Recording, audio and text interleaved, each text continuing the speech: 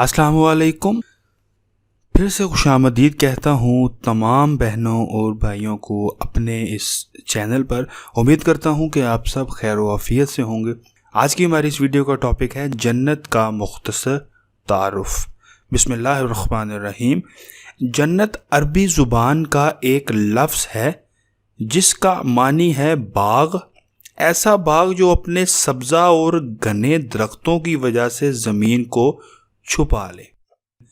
قرآن مجید نے اس حسین و جمیل پرکشش و دل فریب و دیدہ زیب جنت کے کئی ایک نام ذکر کیے ہیں، مثلا دارالاسلام، دارالخلد، دارالمقامہ، دارالآخرہ، مقام امین، مقعد صدیق، جنت النعیم، جنت الفردوس وغیرہ۔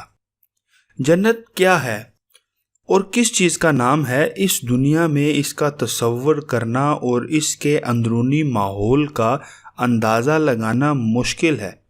رسول اللہ صلی اللہ علیہ وآلہ وسلم نے فرمایا، جنت میں ایسی ایسی نعمتیں ہیں جنہیں کسی آنکھ نے نہیں دیکھا،